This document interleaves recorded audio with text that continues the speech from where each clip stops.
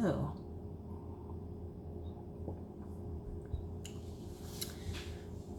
Today is Friday, and very, very grateful that the week is over because I have felt just kind of exhausted. But I want to make a second video on the Joker movie because the first video that I made was about Joaquin Phoenix's role as the Joker and how talented he was as an actor, and kind of going into a few things about the movie that I found interesting and generally what I found to be amazing about that movie. But I want to say some things in more depth about the Joker movie. Every single day, I look outside and I see a world that is broken, but a world that has a lot of possibilities, and a world that could be more loving, but also chooses sometimes to be very hateful and evil. And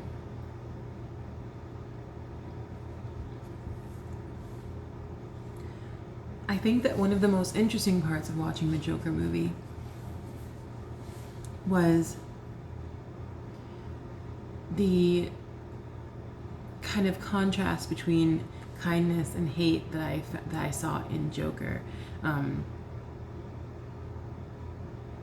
The ways that he was kind of trying to navigate through life, like before he was fired from his job. He was working this job where he was a clown, and he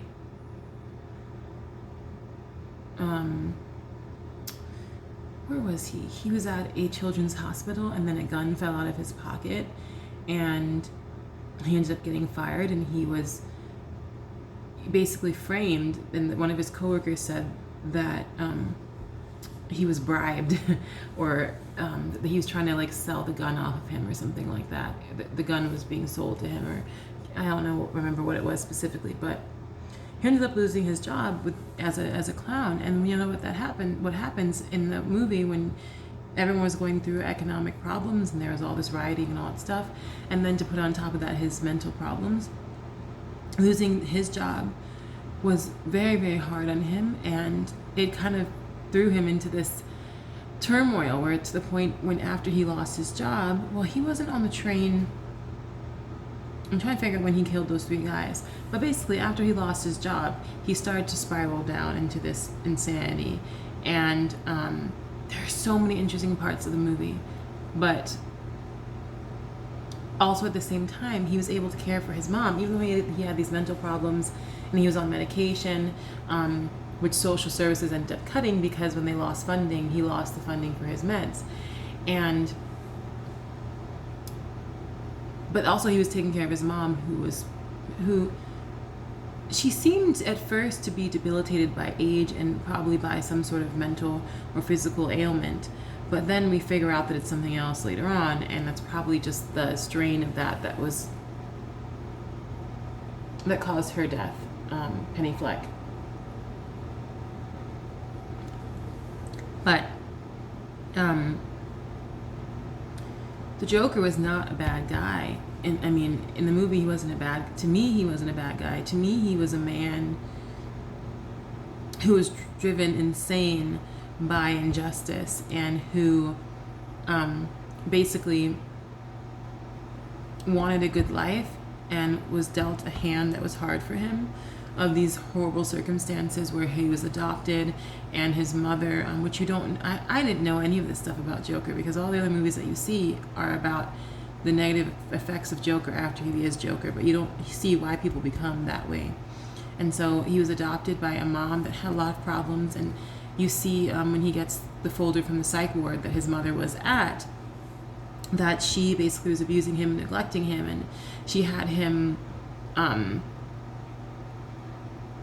like sometimes, I think he was tied to a radiator or something like that, and he was abused, and his mom, in some other interviews, they show her as her younger self saying, "My happy little boy." So she was mentally ill. So he was a product of a mentally ill mother, which caused, a lot of mental illness within him, which I don't know if he was mentally ill because of the fact that he was born with these problems, but also there was a part of the movie that said that he had like beatings on his head and bruises, so he could have been beaten to the point that he was mentally ill. You never know. And then he was trying to live with these circumstances in a world that wasn't forgiving and that was not kind and that did not care about people who had these problems, these mental illness issues. And he says that in the end where he shoots the major comedian who is played by Jack Nicholson, and not Jack Nicholson, the other guy, the one from Meet the Fockers. Can't remember his name at the moment, but he says in there, he's like, this is your fault because you all are trying to, you as rich people do not care about the mentally ill and you make fun of us. And he says something of that nature, and it was so powerful because it's true. I mean, the world does not care about mentally ill people, the majority of the world. There are not enough resources out there, and not just for people that are like on the high spectrum, going to the DSM, which is the mental illness book that basically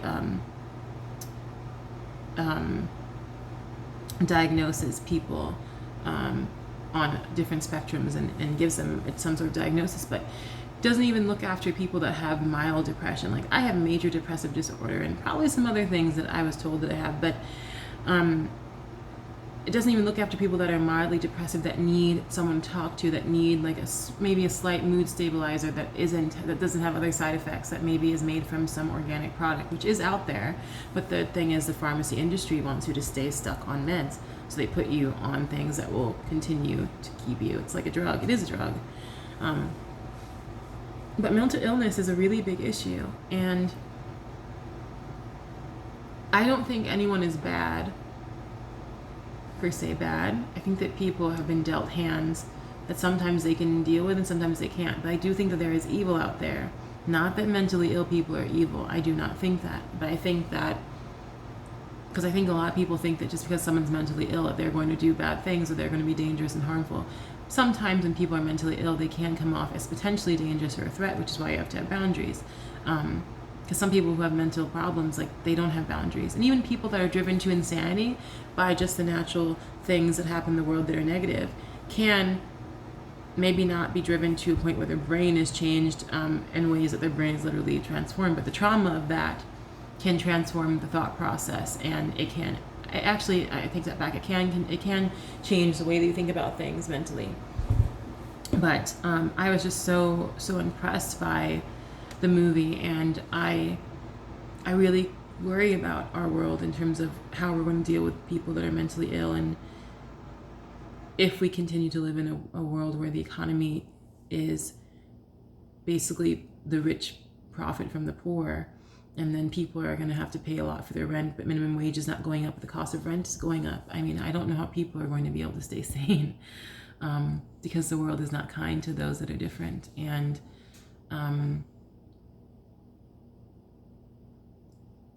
yeah, I learned a lot from that movie, and it really was thought-provoking, and I hope that the people that do watch the movie do think about these things. And I'm really, really happy that there was a Joker movie that finally was about this stuff, not just about the Joker being kind of a comical yet crazy character, but also where the Joker came from. And what was another thing that really intrigued me about the Joker? I think that one of the things that is really interesting about the Joker is that that you see these scenes of him like being with a woman and performing and doing these different things that don't actually happen when you look later on the movie. It's all in his head, these things that he wants. So that's why we have to be kind to people, especially who we don't know what's going on in their brains, because everyone has a story that they're telling themselves, whether it's from mental illness or from just wanting to live a different life that's better. And I think that it was a combination for the Joker. And so I would highly, highly, highly recommend anyone to see this movie. It was so good. I was so happy to see it. I felt very energized. I literally walked home and I was so, like, it was, I think the movie, it started at 9:15. The movie was just under 2 hours. So I walked home, and I usually have to walk about 7 blocks from the movie theater. Maybe it's about a mile. I think it's actually 9 blocks. And I just had so many thoughts in my brain of like, wow, this is the movie, and this is what we should be doing. This is why people are the way they are. And it also triggered me to think about my mother's mental issues, which were a lot, and I saw a lot from a young age.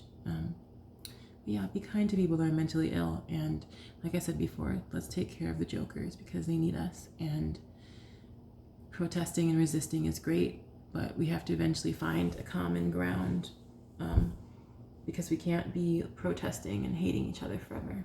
So, bye.